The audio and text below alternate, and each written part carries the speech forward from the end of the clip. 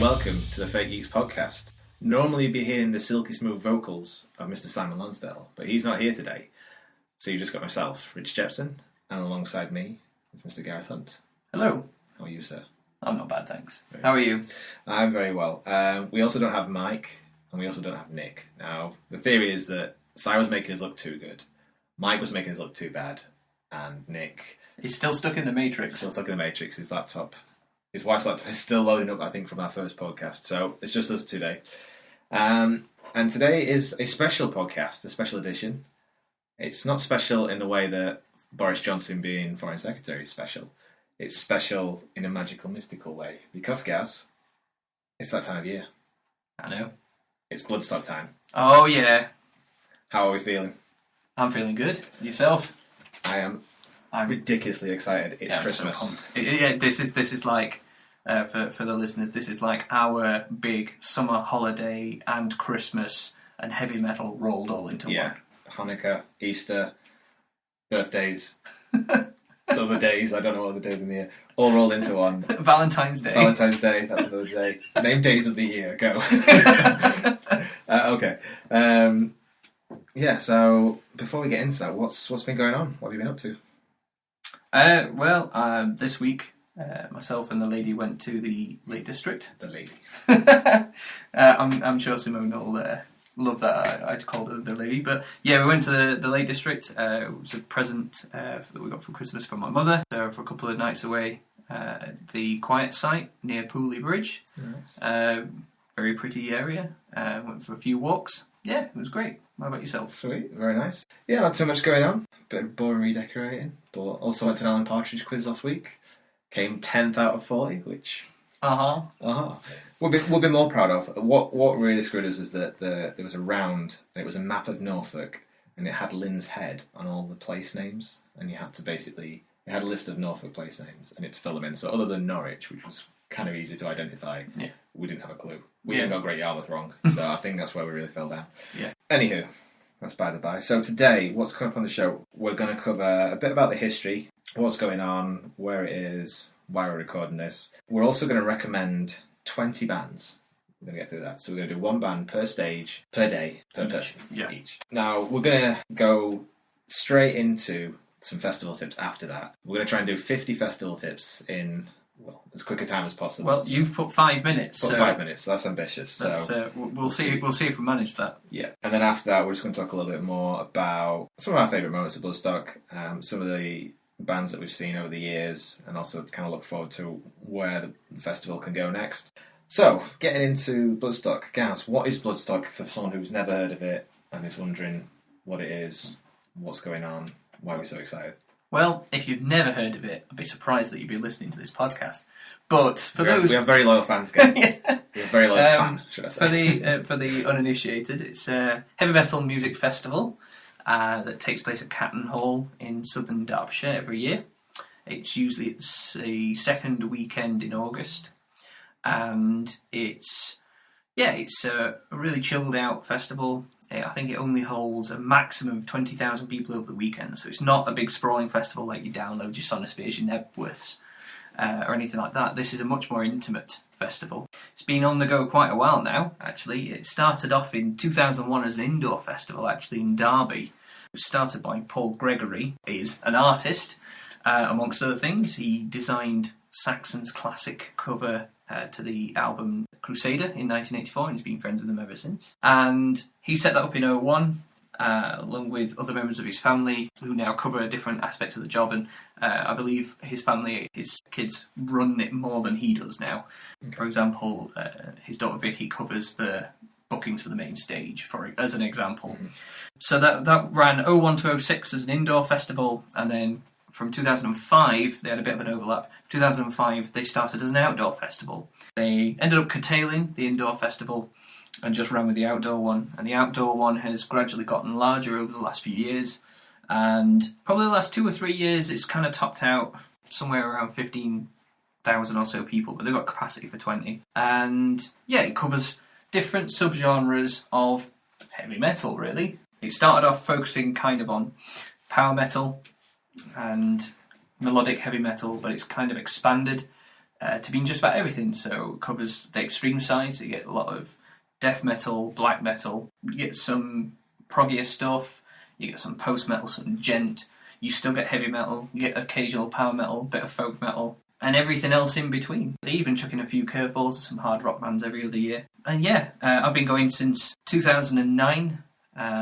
Basically, a friend of ours had been badgering me for a couple of years to go. And one year they actually had a few bands that I desperately wanted to see, Teresis and Amon Amarth. And I just went in 2009, thought I'd check it out, and I've been back every year since, and that probably says something about it. How about you, Jep? I mean, what's Bloodstock mean to you? I mean, how long have you been going? Yeah, so I think the story you just said there is kind of what most people I hear when they go to Bloodstock. It's a friend got me into it. I usually go to download, but I thought I'd give it a chance this year, and then I've come back every year since. That seems to be the same story. That's definitely right for me.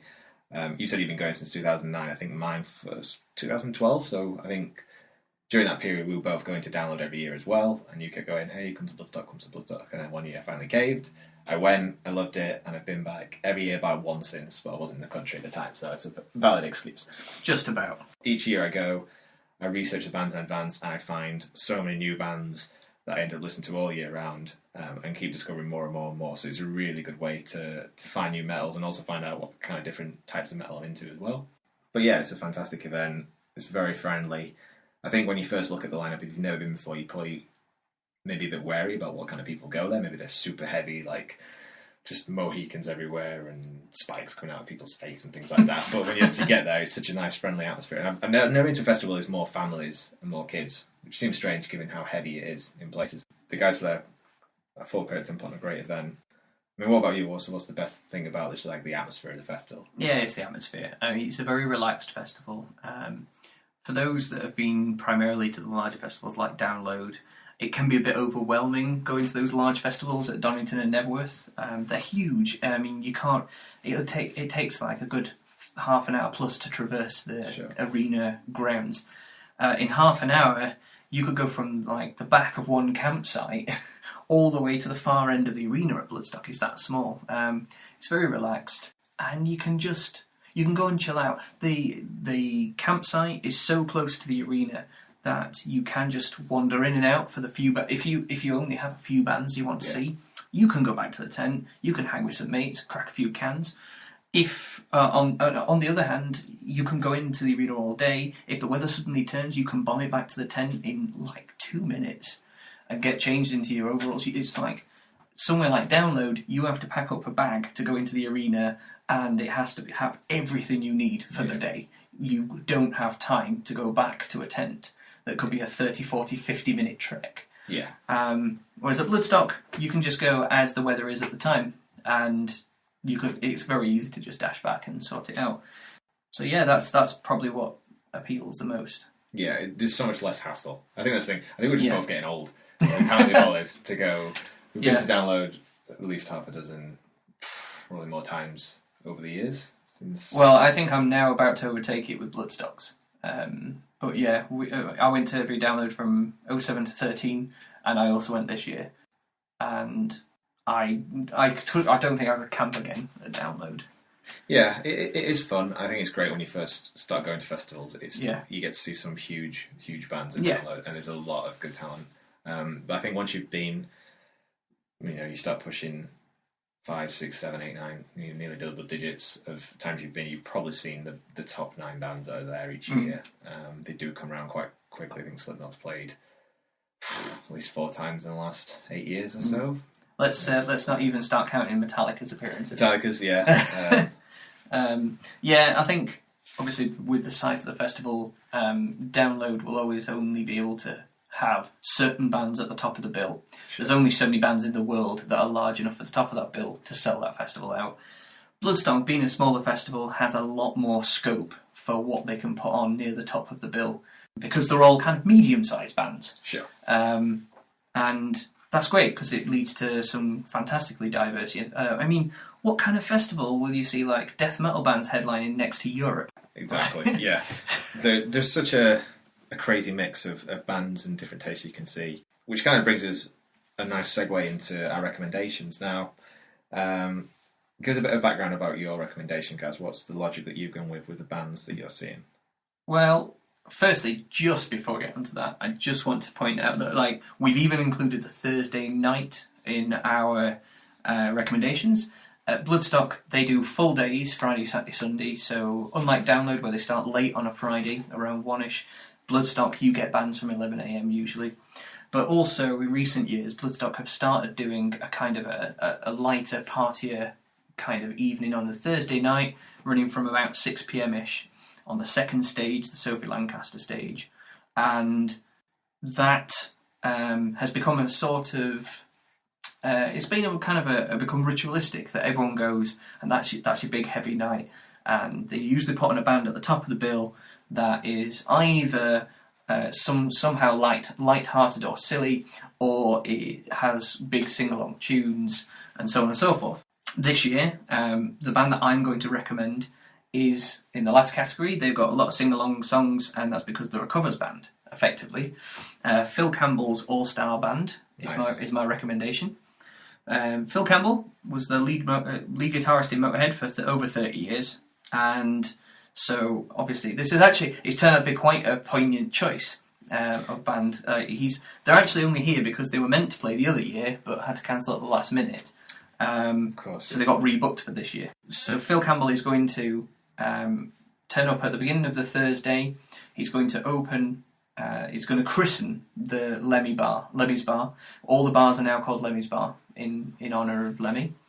And he's going to have the first drink. He's invited everyone to have the first drink with him. And then at the end of the night, his band is going to run through some covers. And they tend to cover... obviously, there's plenty of Motorhead songs, but they tend to cover bands like Zeppelin, Sabbath, and Thin Lizzy, and classic bands, really. So yeah, a great start to the festival is the party night on the Thursday night, and Phil Campbell's All-Star Band is my recommendation.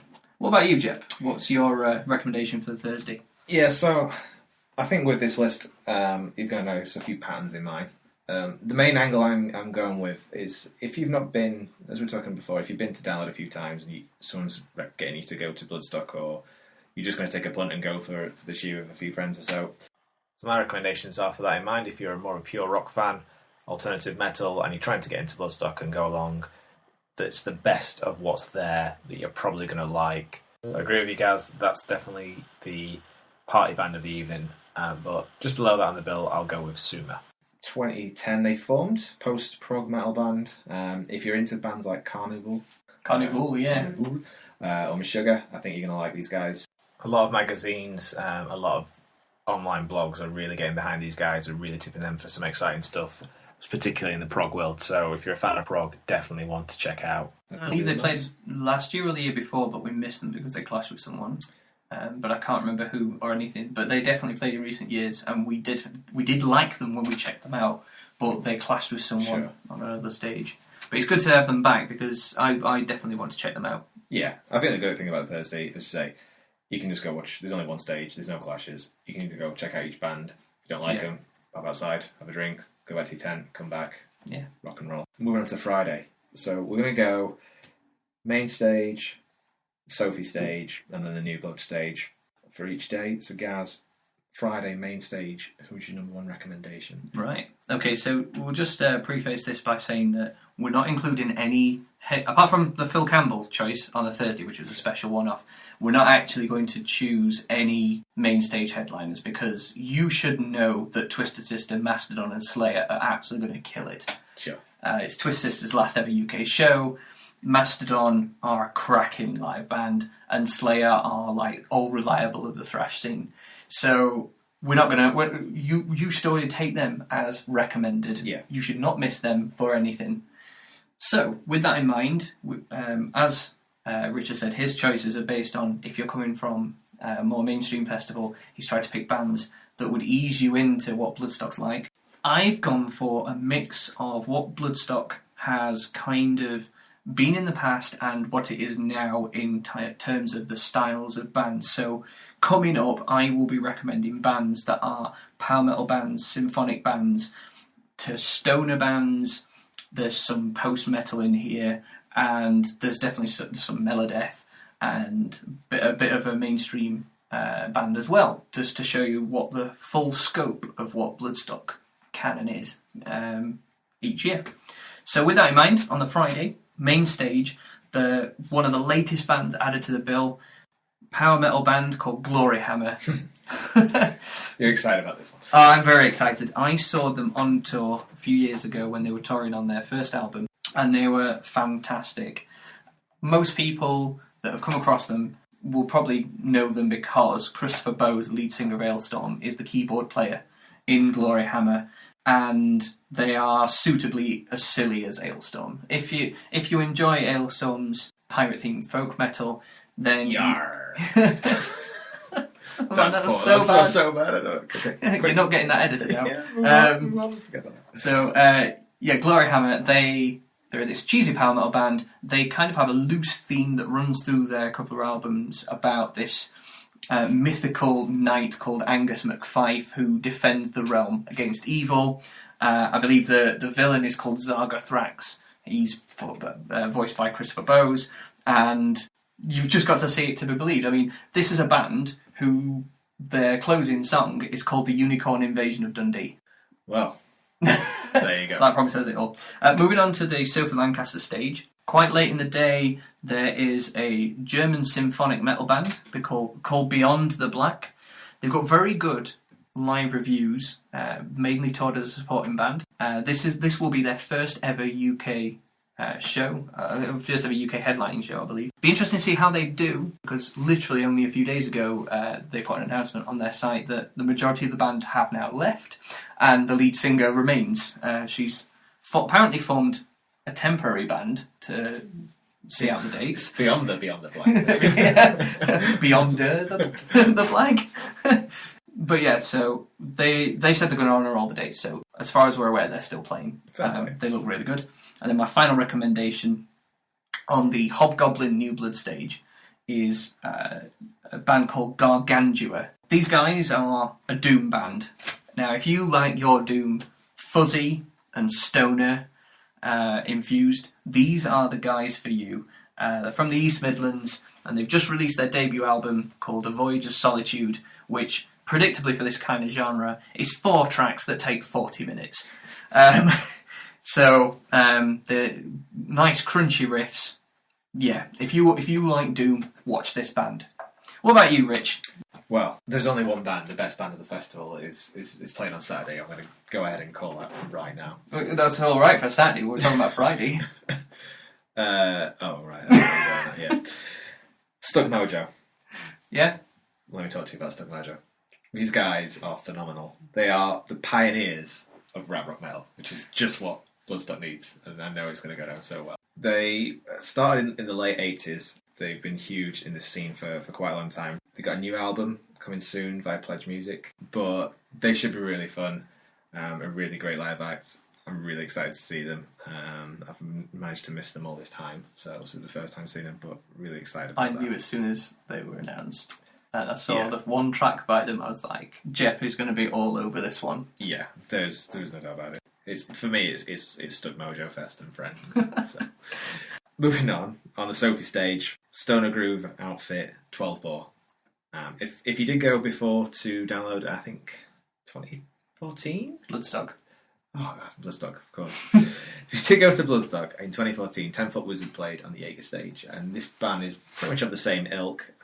They hail from Aldershot, UK. I think they've actually toured with 10 Foot Wizard and Regulus. Yep, I saw them this year. It was either the beginning of this year or at the end of last year. The three of them played together at Corporation in Sheffield, and it was a very good gig. For me, they're one of those perfect bands to enjoy a beer with, nod your head, and just get in the groove. They look really fun guys. They look like they're probably going to put on a good show, mess about the crowd as well. I think it's going to be definitely one to look out for on the Sophie stage. Meanwhile, over on the New Blood stage, you can kick your Friday off and your festival off with a bit of Witch Tripper. Really good up-tempo band, a bit higher pace, I'd say, than 12 bore. But they sound really fun. It's a really cool looking trio. Not seen them live, obviously, New Blood, but got to go check those guys out. Yeah. I mean, I think 12 bore kind of sludgier than Witch Tripper. Witch Tripper are kind of more close to traditional kind of stoner stroke classic sound, and I really liked the sound of Witch Tripper when I was checking them out too. I think the both of us will be down there for that one. Yeah. Cool. Okay, moving on to Saturday. Who takes your fancy on the main stage? Right, well, on the main stage for the Saturday, this is probably my most mainstream choice. Well, there's an argument for another one, but probably the most mainstream choice. An iconic industrial metal band. I know it's one of your favourites. They've been around over 20 years now, and that's Fear Factory. They'll be playing a set comprising mostly of songs from Demanufacture, which is I believe it was their second album. It was their breakthrough album. And yeah, they're celebrating that album at the festival. I saw them, I believe they played in 2010 when they co-headlined with Children of Bodom, and they played a phenomenally tight set, and hopefully we'll get more of the same from them. They're my choice for the main stage. On the second stage, one of the most interesting bands of the entire weekend is Vodun, London-based three-piece band that mix kind of psychedelia and stoner rock with soul. Obviously, yeah. I don't know how much more you can say about that without saying you need to check them out. But yes, it's like a mixture of soul.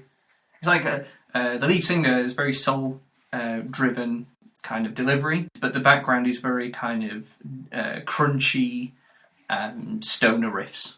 And I think it works really well. I'm really looking forward to checking these guys out. And then finally, my final Saturday recommendation on the Hobgoblin stage, Ramage Inc., which is one for fans of Devin Townsend. They play a very kind of introspective kind of post-metal and ambient prog. They don't seem to do short songs, which is fine by me. The couple of tracks played were pretty chilled out, and for the time of day they're on, I think in the middle of the afternoon, spot on. And it's also a nice kind of nice to see a band like that juxtaposed against all the heaviness around it. Sometimes you could do with a moment to take a breath. Sure. So, and speaking of taking a breath, I'll take a breath now while Rich, you give us your Saturday recommendations. Okay, well the first one is pretty obvious, but it needs to be said. Gojira. Yeah. Phenomenal band. French progressive death metal.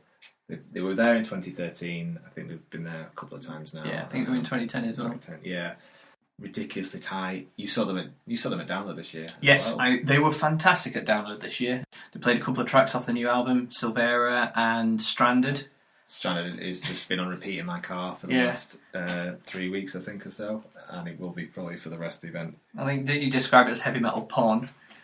That may have been a phrase used. Yeah, it's the riffs, just the boldness and the heaviness, and I think if you're a fan of bands like Opeth, you're really going to enjoy these guys. But most people are probably aware of who they are. They are up there in the top of the bill, but it's definitely a recommendation for the day. Now, talking about sort of mixing things up at a festival and crossing genres, you can't get more of a cross genre than Norwegian black jazz, which brings me to Shining. Again, quite high up on the bill on the Saturday. They previously played in 2014. They are one of the best bands I've seen at Bloodstock in the last few years. They are so energetic, ridiculously tight, absolutely crazy mix of sounds and melodies on stage.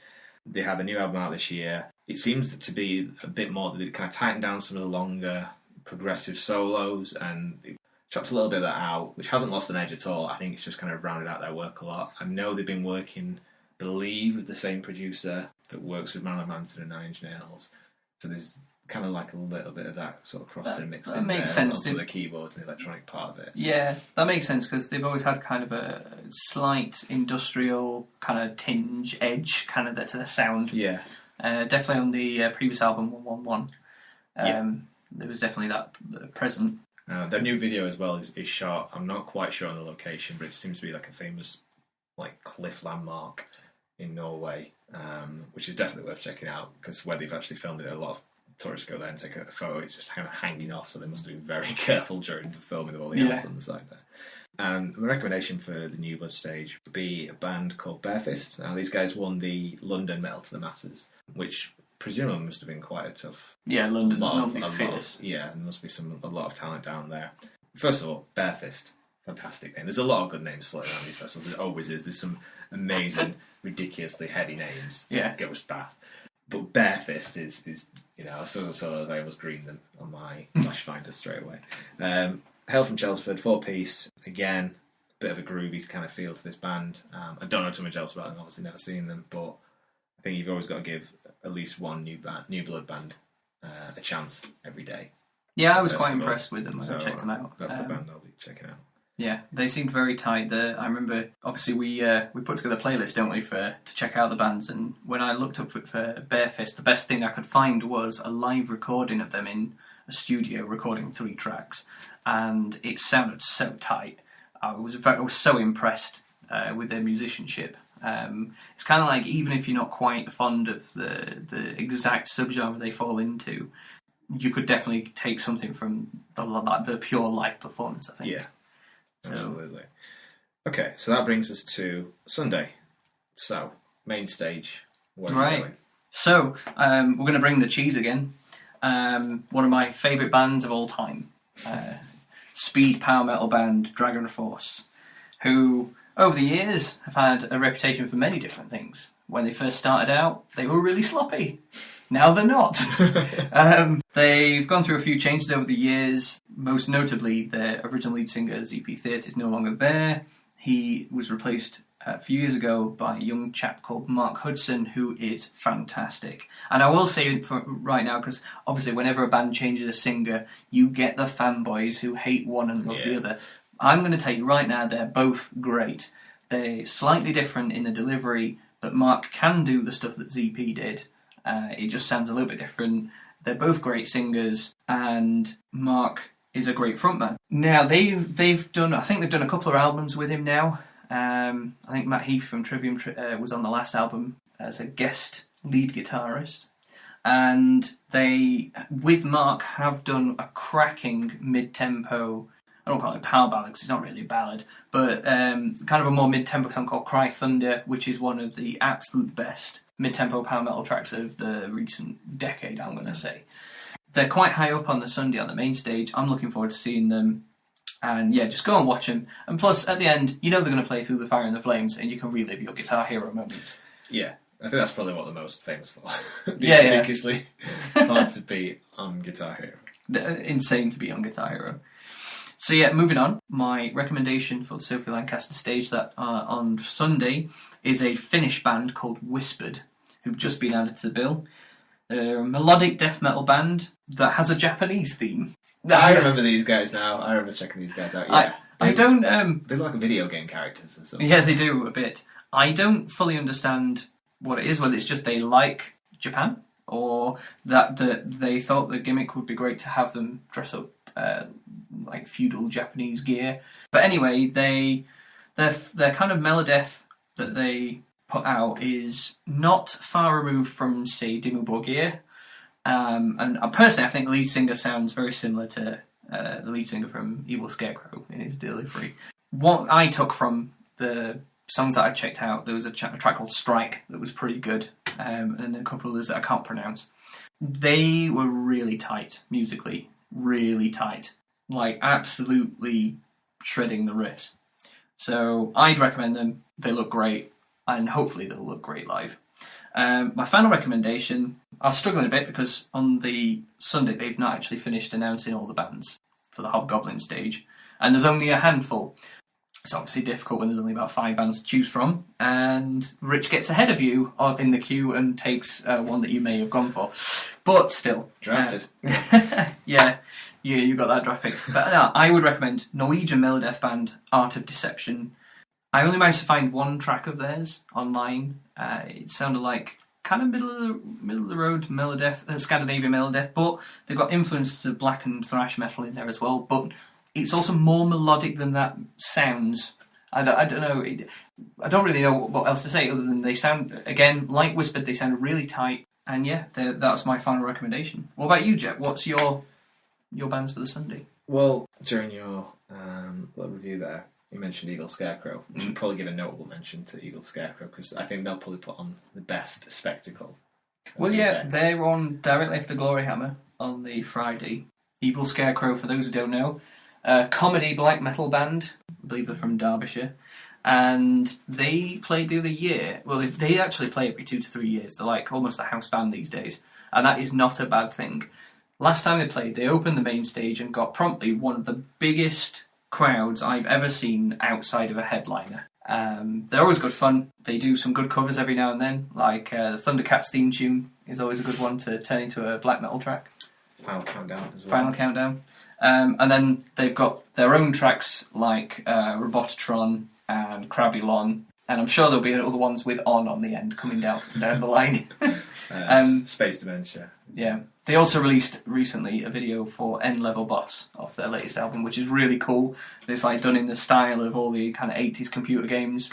It's fantastic. I'd recommend you check that one out. But yeah, I think that's probably a notable mention of the entire weekend. I feel like you have to mention Evil Scarecrow just because they're so fun live. And like as you say, that opening set, it was like, why were they not higher on the bill? We just want to see more. And now they are, so we get to see it on Friday. But yeah, going back to the Sunday, my first pick for the main stage will be Heart of a Coward. There's not too many pure metalcore bands around, I'd say, compared to potentially previous years. This is a 5-piece hailing from the Milton Keynes. They're fronted by ex-Silosis lead singer Jamie Graham. So good band. Very good band, so there should be something to expect there. The tracks that are out there that you can check out, very powerful, very tight. Could be quite an explosive band to see on stage. Probably good future ahead of them for the next couple of years. I think it's about 2014 or so they formed together. So future's looking good for them. Early main stage spot. Would hope to see them back in a couple of years, probably higher up on the second stage. But they're looking really good. Moving on to that second stage, onto the Sophie stage, Desert Storm. Oh, great band. Oh. Yes, I enjoyed them a lot when I checked them out. That was another example of Rich getting ahead of me on the draft picks. I was going to say riff-tastic. More blues than Stone, I would say. But just such fun, obviously. Having desert in the name kind of gives you a clue as to the kind of rock that's going to be out there. They should play Desert Fest as well, I'd say. Yeah, definitely. But if you like Witch Trip, you'll like these guys. Yeah. They're very similar. As I say, there's quite a strong running theme for most of mine. Basically, Jet's picked all the stoner bands. Read into that as you will. Yes, I'll be the guy that's the only non-stoned guy in the crowd watching all these bands, probably. And yeah, for my final one, the one I stole from you, Saw the World Burn. Oh, I saw the World Burn, to be official. 4-piece, female-fronted thrash groove metal. Got a new album out, or they will have their first album out, I believe, later this year. So quite exciting to watch. There's a couple of gigs. I think they did a gig in Manchester, actually, at the... what's that metal pub? The Salisbury. Grand Central, that's what I'm trying to think of. Ka-ching. Yeah. I thought they were decent when I checked them out. They were reminded me of Arch Enemy a bit as well, with how she delivers the kind of growly lyrics. Yeah. I didn't actually know it was female fronted until I just saw the video. So I was like, oh, okay, cool. So yes, that's the recommendations. Yeah. There's definitely something there that covers many subgenres, I think. Yeah, I think, as I said at the start, mine's probably a bit more towards the mainstream. Yours is probably more for the general all-rounder Bloodstocker who goes. I think I tend to just go for bands that I instantly hear and like. You tend to give bands a lot more of a chance and are a lot more analytical about and can name every kind of genre that they go into. I just go, stoner metal. I like it. I know I often end up having to give you like tips on which bands to check out outside of your normal wheelhouse. But yeah, we end up actually watching almost entirely the same bands in the end. Anyway, it's just we tend to gravitate to the same list from the opposite ends. Yeah. But yeah, speaking of tips, I think it's time to move on to our big challenge. Yeah. So we were going to do a top 5 tips for getting to Bloodstock, which turned into a top 10, which turned into a top 25, and now has digivolved let's into not a top 50. Let's not BS everyone here. You wanted 50 from the album. I convinced you to do a top 50. Yeah. So yeah, we've put together, I'll be honest, Rich put together a list of 50 tips, though I did vet them. It was a busy week at work. Yeah. Which go through all the way from the start of your festival experience, which even starts with the car ride down, and it's just tips along the way. Some of these are going to be so obvious, but we should say them anyway, just in case someone hasn't thought of it. Other ones come from the experience that we've had going for a number of years now. Yeah. So. So if you want to start us off, Rich, we're gonna be quick fire here. We're going to read these as quickly as possible to try and get through 50. I believe you set 5 minutes as our limit, so we've got the timer up on here. Okay. So I think when we've got. I was going to do the Alan Partridge. I have to go. Let's not do that. Let's do it in 5 seconds. The power pack. 4, 3, 2, 1. Number 1, start your festival early. If you're going down with friends, try and carpool as much as possible, but honk if you're horny for Bloodstock poster in the back of your car. It'll make you some friends on the way down. Get some CDs ready, get the playlist ready, and start enjoying the fest as soon as you start your car. Okay, number 2, if you're going down with someone else, and I've just realised how that reads, head to the drop-off point. Head to the drop-off point, throw your luggage out with someone, and then head off to park the car, because the car park is a little bit of a distance away, and the drop-off point is bang outside the entrance. Use it. It is there for a reason. It is fantastic. Just be quick, because 10,000 people trying to get in one car park is quite a sight. Anywho, number 3, keep a few beers loose. You'll definitely regret this if you don't. If you leave your crate in the car and you're the only one who's dry. Crack them as soon as you get in the queue and make the queue part of the experience. Don't just try and get to your tent before you start your festival. Number 4, head through the gates quickly with no luggage. Don't bother. Not even worth it. Like we said, drop your luggage at the drop-off point. Now get queued up, get your wristband, then head back out and go and grab your kit then. With your wristband, it's much quicker, much easier. Number 5, wheelie bins, wheelbarrows and trolleys make your life a heck of a lot easier. There's a common theme in there. It's wheels. Anything on a wheel. Use it. Don't take loads of carrier bags. It will kill your fingers. It's an absolute nightmare. Try and keep as much weight on the back as possible and try and share the load with your teammates as well. Yeah. Number 6, leapfrog. When you're in a group, leave one person with most of the luggage. Grab as much as you can. Go 50 yards, 100 yards, whatever you can do. Drop it. Go back for the rest. Take turns to have a rest, and you'll get there together and quicker and more efficiently. Number 7, leave things in your car that you don't need on the first couple of days. So spare clothes, spare shoes, any extra crates of beer, leave them there, go back on the Saturday morning, grab a couple more. Number 8, share as much as you can. Beer, toiletries, food, it all makes it easier. Most people tend to overpack. So between all of you, you will have enough of everything for everyone. Sharing's caring. Number 9, prepare some fun mixers. So every year, I always try and mix up as many stupid concoctions as I can. So I go to Asda. A couple of years ago, I bought Levi Roots lemon ginger beer. Yeah. I mixed it with Jack Daniels, which was quite a popular choice in the campsite. I had a Disney Princess Pink Punch mixed with amaretto, which went on even better. Yeah. A good thing to store them in is mouthwash bottles. They tend to get a bit more than your average kind of Coca-Cola bottle. Number 10, make a visual reference to your car or take a photo on your phone. It is, whilst it's not the largest car park in the world, it's nothing like the size of Downloads. It is decently sized, and when you're leaving on Monday morning, you will not want to have to remember where you parked. So take a photo on your phone, remember where it is. Number 11, flags are a great landmark for your camp. They're really great for spotting from quite a distance. Even if you set there's not too many tents around you, it will fill up. Just don't take them into the arena. But if you've got anything unique, any kind of band flags or whatever, take those down and you'll definitely spend your camp a lot easier. Yeah. Number 12, don't camp too close to the toilets, the path or the fences. I mean, we at the Geeks team, we tend to go in mid-guard, 2/3, 3/4 of the way down on the left-hand side. If you get there this year, that's where we'll be. Come and party. Number 13, so 101 kit for packing. Dry shampoo, baby wipes, sunscreen, hand sanitizer, duct tape. Duct tape can be used for absolutely anything. You can make a tent out of it, you can make shoes out of it, you can make a new friend out of it if you want. Other than that, Pom Bear, essential snackage. Yeah, the ultimate festival snack, that one. 14, if there's a group of you, more than 2 or 3, chip in for a big tent. It's cheaper in the long run, as long as you take care of it. It's more secure, it's a good communal hangout. It just makes sense. The only thing we'd say is, don't do it if there's 2 of you, get a 10-man tent. That's silly. But like us, we have a group of about 20, and there's at least 6, or there's usually about 6 of us that camp together every year. So we have a big tent. It's great. So much space. Everyone chips in to do one put up at the tent. It's not 6 small jobs, it's just one big one, and you're done.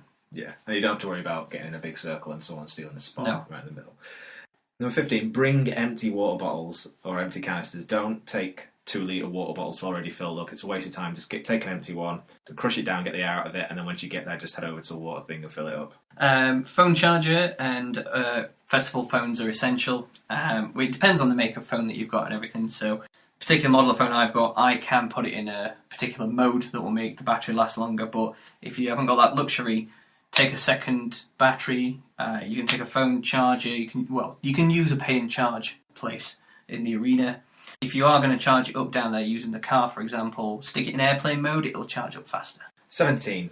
Get to know your neighbours. As soon as you set up camp, if people are set up next to you, it's always good to go over and say hi. It's better security for your camp. It's usually more fun, and it's also good if you need to pop over and borrow like a tin opener or something like that. One of our good friends, we met at Download 06, and he actually came to my wedding this year, and all that kind of stemmed from just saying hello to them next door at camp. That is the same guy who got me to go to Bloodstock in the first place, so shout out to Gordy. Yeah, so definitely good to make friends down at festivals. 18. Prep the hangover kit. I know Rich, for example, likes to use Powerade, Blue Energy drinks, Tang Fast It and Pop-Tarts. Basically, be prepared. You are going to get drunk. You are going to have a hangover, but you can prepare for it. Make sure you stay hydrated and make sure you have high sugar, high energy foods to pick you back up. My personal recommendation, multivitamins. Yeah. Make sure you get those supplements. So, good shout. Number 19. Oh, I knew I was going to get this. The grimmest entry.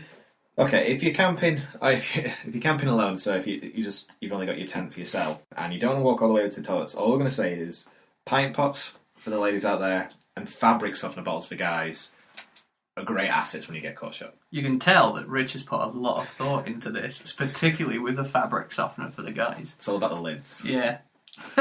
Number 20, head torch. It's always great to see where you're going. That's a very simple one, that. And obviously, if you come because head torches come with straps, usually you can strap it to, say, a bottle of water or whatever, and you've got like a freestanding light then. Number 21. Before you go down, clashfinder.com is essential for figuring out times of bands. We mentioned it earlier in the show.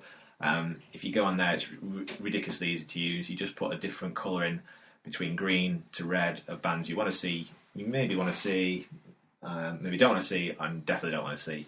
That will make it a lot easier if you're deciding in groups who you want to check out and you don't want to miss when you're down there. 22, it kind of links with what Richard's going to say for 23, but 22, setlist.fm is a great site for finding out what bands are playing on tour currently, as in what in their set list. Simple on that one, check it out. Yeah, and with both of those, number 23, listen to bands in advance and listen to the songs that they're going to play in advance. So you've got some great resources, obviously YouTube, Spotify. The official Bloodstock site usually has a link to at least one song per band on there. We're also going to put some playlists together. We'll put a bit more information out at the end of the show, but we'll put some recommendations and some driving tunes down for you as well. 24, now this is a big one. This is some advice on where to stand for each stage. Increasingly at festivals, you tend to get this weird situation where it's difficult to get to see a band even though you know there's space there. So Bloodstock, it can be similar. So the recommendation is simply as follows. Whichever stage you're at, go to the far side of that stage. Go straight round, walk round the back, go to the far side, then you will see that you can get so much closer to the front. It works for the main stage, so that'll be the far side, that'll be like the left side as you look at it. Second stage will be the right. Third stage, depending on what the orientation is, the far side of that. It works every single stage, and it works for all the way up to sub-headliners, definitely. Headlines can be a bit hit and miss, but generally works. Yeah. Trust us on this one. This is this is the big secret tip. This is the big one, and this is what we will be doing to get better spots for bands. Yeah, and number 25, and like just off the back of that, is if you do really want to get to the front, if you've got a favourite band you want to see and you can't afford to miss them, the best trick is always to head down the side of the crowd, as far on the outside as you can. Then once you get level with the front, then cut in from there. It's always much quicker than going through the centre or trying to go sort of diagonally through the crowd. Yeah. Number 26, you've got another tip here. Let one person take photos for the group, save batteries, share the photos afterwards through social media. It's so much easier these days to do that, to set up group albums and things like that.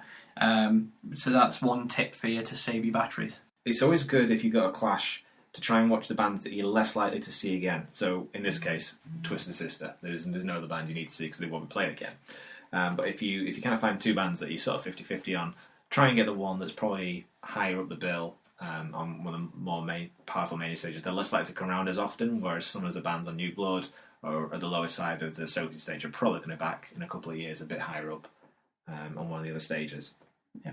28, choose a landmark from each in between bands. The main ones would be Bloodstock Arms, or Lemmy's Bar as it's now going to be called from this year. There's an ice cream van. That's always a good point to meet up at. They're always in the same spots every year. And then there's the Dodgems, which are over near the food stalls. Those three are probably your main meeting points. The Bloodstock Arms particularly is a nice size. It's large enough to accommodate everyone, but it's not too large that you won't miss someone. Plus you can have a beer while you're waiting. Exactly. Yeah, and off the back of that, 29, give New Blood a chance. So a lot of these bands have won the Metal to the Masses shows up and down the country. Bloodstock is one of the best festivals for trying to get new talent, especially new metal talent, onto the scene. Just go ahead, at least try and check out at least one band a day in there. Always cheer them, even they might not be as tight as some of the more kind of professional bands on stage or whatever. But give them some love and always go in with an open mind. Number 30, one of your favourite sayings: "Rock out with your cock out." It's your time to go. It's your time to go crazy. And don't worry if you're the only one doing it. There will be others joining in, and if not, you'll see them again anyway. It's all good. Like, this is a festival where you can do what you want. If you want to go crazy, go crazy. If you want to just chill, sit down with a quiet pint, you can do that too. This is the festival for you. Yeah, I think that everyone's still in a crowd where you're like, I really want to jump up and down to this band, but no one else is moving around yet. And you're like, do I go forward? And it's like, just do it right there, because chances are there's about 10 other people wanting to do the same thing. As soon as you start moving, someone else will probably join you as well. Now, the 31, moving on to sort of food recommendations. Obviously, festival foods, very expensive, often pretty poor quality. But there is Delicate, which is probably the healthiest festival food I've ever come across. There's always a huge queue out. It's usually down at the bottom of the arena, between the main stage and the New Blood stage. It's really good food. If you just need something healthy and clean, it's gluten-free, I think it's dairy-free. There's usually a vegan option as well. So yeah, if you are struggling vegetarians and vegans, then Delicate is essential festival food. It's all fairly priced as well, and they even do, like your flavoured teas, like your Earl Greys and your things like that. And they tend to price them at a price that's often cheaper than getting a standard tea or coffee from one of the burger vans. Yeah, which is pretty much fantastic. Spit in a cup. Yeah. In some places. Pretty much. Number 32, breakfast pizza. Uncle Gio's. It's essential. It's technically a calzone. It's folded pizza. That's usually our Sunday treat, I think. That is, they are amazing. It will keep you going the whole day. It's not the cheapest food in the world, but it will fill you up, and it's tasty. Yeah. So for me, that's good value for money, and that is, along with Delicate, the other place that you should definitely go at some point over the weekend. Number 33 is kind of off the back of both of those. You just kind of got to take it on the chin that it will be expensive. If you've not been to a festival before, you're looking at burgers, simple plain burgers around £4, double hamburgers around £6 or so. It's going to be expensive. What I would say is take plenty of cash, either keep some in your car or hide it in your tent or something like that as well. But just kind of go big or go home and just kind of take it on the chin and accept it. And when you go buy food, you usually go for like the nicer food stalls. If you're going to pay £6 for a burger, you might as well pay £8 for like a pulled pork, huge meaty burger and get really filled up about it. Because there's nothing more frustrating than having a poor burger and then going back an hour later for some fries or something like that. Yeah. 34, layer up. Make sure it's a good key to keep warm. If it rains, you can do this with a light jacket or a poncho. Good thing about Bloodstock is, even if you're caught short, you can always go back to the tent. This is more a recommendation, make sure you packed one. You don't need to take that into the arena unless it's forecast rain. You can leave that in your tent, but make sure you have a light jacket or poncho that's waterproof. It will make your festival experience so much better. Yeah. 35. Try and take tactical toilet breaks. If you're excited to see a few bands in a row back to back and you've got to kind of dart around different arenas, different stages, just make sure you plan those toilet breaks in. And even if you don't necessarily need one, you don't want to get caught short halfway through one of your favourite bands, considering how much you paid to go down there. So just take technical ones. 36, try and stay up late with your mates. Get the most out of your festival experience. This is one of the best festivals in the UK. It is friendly and is a great place to socialise. Saying that though, if that's not your bag, it doesn't have to be. You can go to bed early. The quiet campsite, quite well placed at the very back. you can go and stay there if you prefer not the less rowdier kind of aspect of the festival. It's your festival, but if you're there as a couple, maybe you want to spend some time together, fine. But I'll leave it there. But you only get so many extra hours in the evenings, and it's just more time away with your friends, so it's always good to try and get the most of it.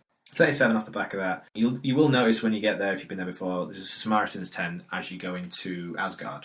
Now, obviously, if you're feeling down, if you've got any problems, these guys are always there. But even if not, if you just want someone to talk to, have a chat, if you're not having a great time at the festival, these people are volunteering to spend the weekend there. They usually, I always say hi to them when I go past. They're usually good folks. Just go say hi if you need anything. That's what they're there for. And it's great that Bloodstock supports that and brings those guys along to the festival. 38. If it's hot, it's dusty. Bandanas and scarves are great kit to cover this off. If not, cough sweets, ginger beer, good for clearing your throat. Really, Bloodstock doesn't have too much of an issue when it comes to dust. It's not like Download 2008, which dust load. But yeah, it's just a standard tip for all festivals. Just bring something like that along, and it'll just potentially make your festival experience that bit easier. 39. If you're wearing maybe new rock boots or kind of any heavy leather or something like that, it's usually good to pre-plaster your feet. Bring some ankle socks. You will get, if it's a warm one, it's going to be horrible with sore feet to be stood there in a crowd for hours on end. As I say, Bloodstock, unlike other festivals, you can quickly get back to your tent, but it's usually a good tip to try and prevent blisters or something like that as well. Yeah. Number 40, this is another nice and grim one from Richie. But if you're requiring seated use of the toilets, oh nice, head to the far side of the arena. Generally, especially earlier on in the day, they will be cleaner. And that's as much as I need to describe about that as possible. To be fair, the toilet situation, I know a lot of people fear about it. They're not too bad at Bloodstock. They're pretty good at Bloodstock. Always go for arena over campsite. They all get cleaned, but arena ones obviously have a period of time where they're not used. Yeah, so if you're holding it until like a Friday morning, then that's... Yeah, if you need it in the morning, wait till the arena opens, bomb it to the far side and go to those first. Number 41, drinking games. As soon as we were all set up, we usually start on the drinking games. Yeah. Our game of choice is King's Cup. It's deadly. Absolutely deadly. Absolutely deadly. It's taken a few casualties over the years, but if you are, and you're using playing cards, waterproof playing cards are a lifesaver, because chances are, if you've not got them, you won't be coming back with them. Yeah. And that's not just necessarily due to the weather. You may, you may who knows what might get on there. Yeah. 42. Keep trash to a minimum if possible. Sweet things such as ciders, apples and so on will increase the chance of wasps. And you do get wasps every year at Bloodstock. It's just a fact of life. One year we had a great idea of the Thrashmas tree, where we brought a Christmas tree and decorated it with cider cans. It looked fantastic. It was the most heavy metal thing ever. It was also basically a nest for wasps. Yeah. We've actually taken to calling all wasps George. I don't know why. I can't remember. But we named one George, and so now it just personifies it. It's just you just hear someone halfway through the day, just going, "George, get out my can," or "George, get out my tent." It just makes it a lot more fun. Yeah, there's wasps more than any other festival I've ever been to. I don't know why. Yeah, but wasps like heavy metal apparently. So, well, Wasp did play the other year. Yeah, go for it. So. 43. If you're getting a coach back, I can't remember the name of the local town, but I did get the coach back once. There's a really nice Wetherspoons there. Take your time, go get a big breakfast from there. Use the facilities if you need to. It'll make the rest of your journey home, wherever you go in the country, a lot easier. Would it have been Lichfield? That sounds about right. Yeah, that's the nearest city, I think. I went from there, then got the train to Birmingham. Then Yeah. The one year I did the festival by public transport, it was trains between Sheff and Brum, and then a little train service between Brum and Lichfield, and then a shuttle bus between Lichfield and site. So yeah, that's a great idea. Yeah, I can totally back you up on that one. Next, we are up to 44. If you aren't going to use it again, leave it. Tent, sleeping bag, food, chairs. Obviously, don't just leave it as a mess, for the sake of it. But put it all together and don't bother taking it. If needs be, put it near. There are bins on site. Chuck them in there. Get rid of it. Don't take things you don't need. Yeah. 45. If you've been to festival before, and usually by Sunday you're pretty tired, pretty hungover, or you've not been to one before, and you've maybe have to get to work on Monday or something like that, a good tip is to pack your stuff up on the Sunday morning, drop it off in your car, and then just hit the road Sunday night. I've done it a couple of times, and when you wake up Monday morning, it's a great feeling being in your own bed when you think about all your friends and gradually hungover, stumbling around, packing up the tent. 46. Make sure whoever is driving gets a decent night's kit. Make sure they take it easy on the boost, safety first. Make their night the big Saturday night for the party night. 47. Be a team player. Always help others pack up their stuff. Take stuff to the car, even if you've done yours. Don't just scuttle off and be like, see you later, guys, and then leave someone with a massive tent or loads of stuff to carry. Just be a team player. 48. Take a final picture as you leave camp. Thanks, Rich. I did write this in a hurry. So. Yeah, it's a great before and after shot memories to look back on. 49. Try and enjoy the journey home as much as possible. Usually you're sunburned, you're tired, you're hungover, you're dehydrated. Scruffy. Your face is just like completely covered in dirt. But just try and just remember, it's better than being at work. Take your time on the way back. Have as much fun with your friends as possible. Try and keep the atmosphere, spirit going until you get back, and just enjoy it. And finally, be cool. This is a chilled out festival. Enjoy it. That's it. Yeah, I think with that, there's enough. It's enough of a subgenre anyway, and a minority that metal fans are into. So there's absolutely no point in going with an attitude to get annoyed with people if it's their first time or if people have been there a few times before. Just give everyone some respect. Yeah, it's a good festival. Definitely. With that, I can officially tell you, Jeb, that your timekeeping skills are atrocious. So yeah, no, I have no idea. 5 minutes is more like 25. I didn't actually try it beforehand, but yeah. Let's just say on your next whatever your major projects are at work, you may wish someone else to plan your timescales for you. Okay. Well, anyway, we did 50. We did 50. We will put these up on the website at some point. One of the articles. Yeah. So just before we go, a couple of minutes left. Gaz, what's been your favourite Bloodstock moment since you've been going? Over the years, there's been many. But probably the most moving moment was when Opeth covered Catch the Rainbow, the Rainbow song. Originally, Heaven and Hell were going to play that year, but unfortunately, Ronnie James Dio passed away. And so what Bloodstock did, they moved Twisted Sister from the Friday night to the Sunday night, and Opeth, most of the band were already there because Bloodbath were playing. Most of the band members were in that, or were in that. So they quickly got Opeth to replace them on the Friday. Opeth did their own set, but towards the end paid tribute to Dio by playing an absolute no-perfect cover of Catch the Rainbow, and grown men were in tears. So, absolutely beautiful moment. What about you? I think one of my favourite moments, kind of slightly different to that, when I first time saw Alcest. That was the first time I went, I believe. That was 2012.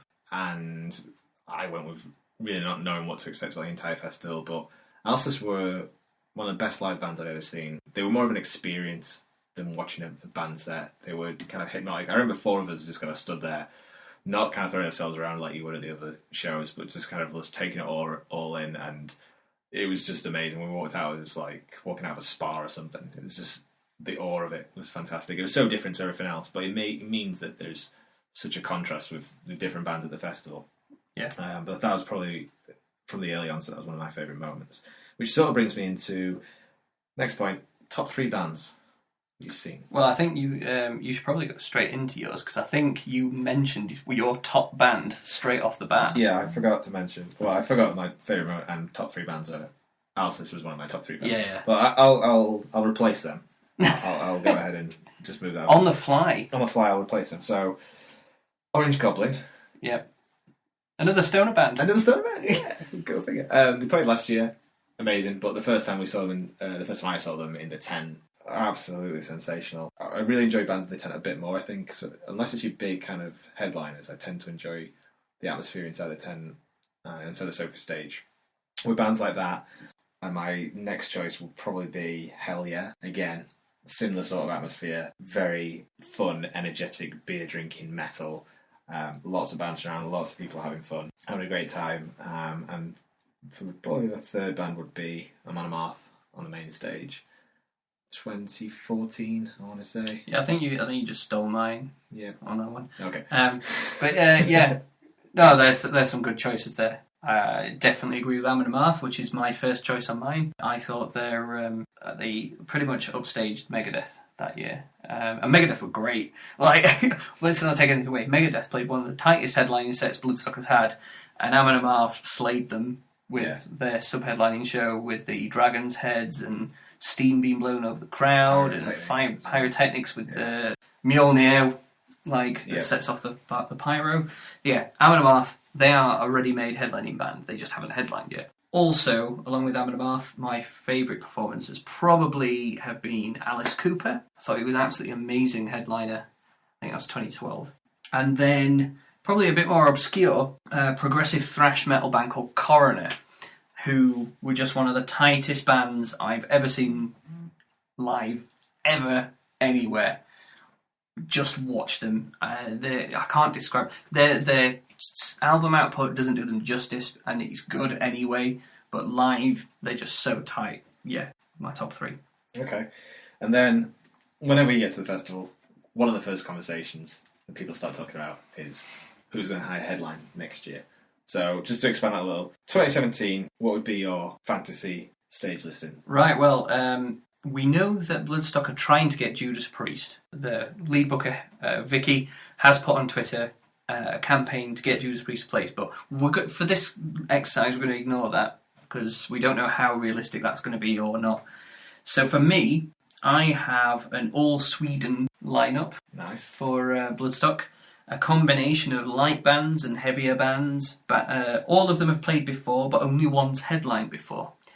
So for me, I would have Sabaton, yes, Amon Amarth, yes, and Europe. Yes, definitely. Probably in that order. For Friday, Saturday, Sunday. That's 3 tight live bands.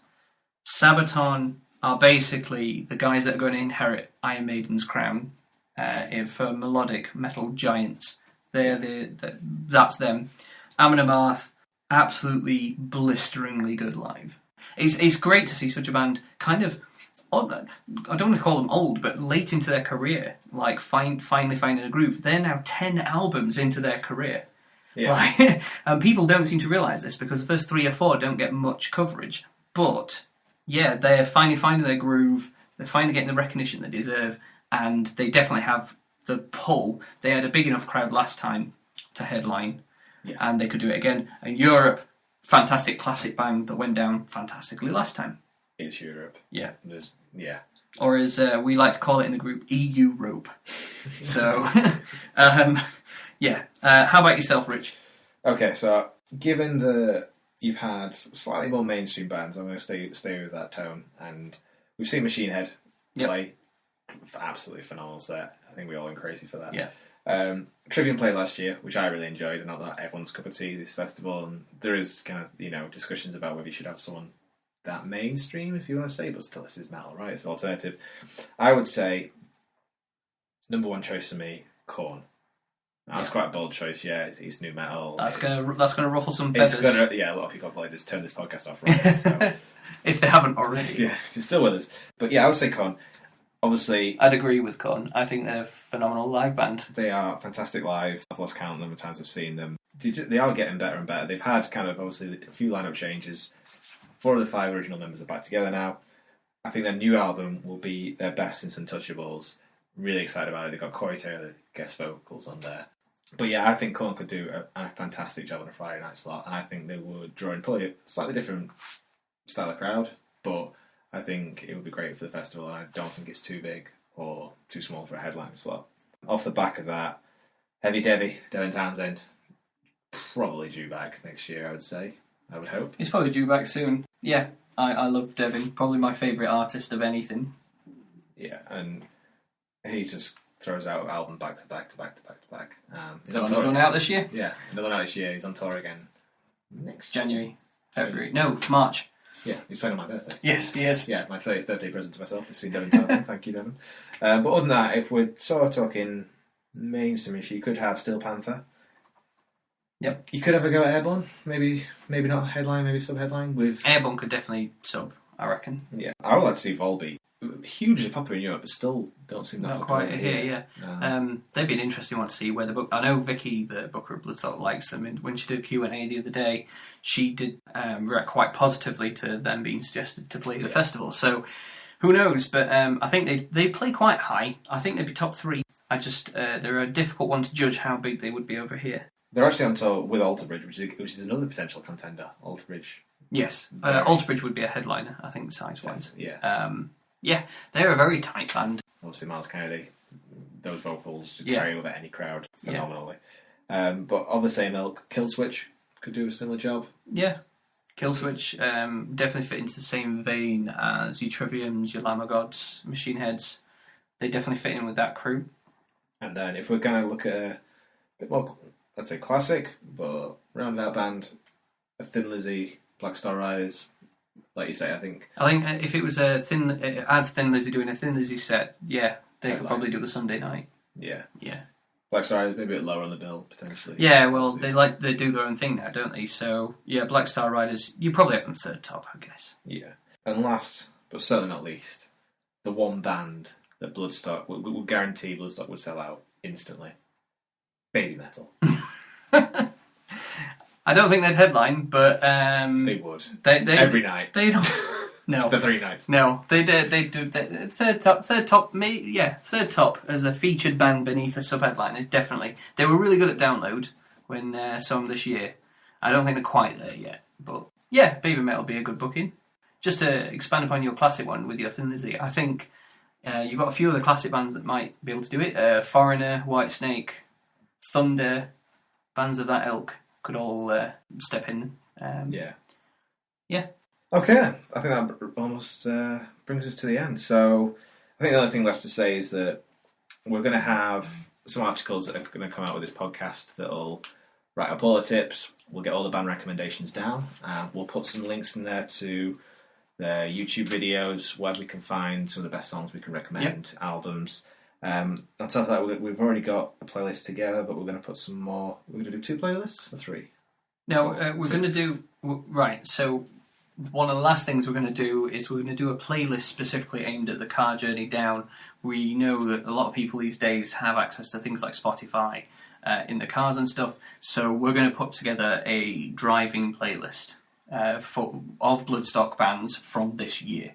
We're going to pick the best cuts for you to drive along to, and that's going to be one of the last things that we put up. Cool. And obviously, we'll be there. Mike will be there with us. Cyan, it can't make it this year, unfortunately, but we'll be there. 3/5 of the fake Geeks will be there. Yeah, we'll be floating around the festival. If I can get around to getting the t-shirts made, which I said I'd do 3 weeks ago, we'll have t-shirts on. If you see us floating around, just come say hi. Always happy to talk to fans of the show. But yeah, if not, we'll see you down there and have a great festival. Yeah, thank you very much for listening.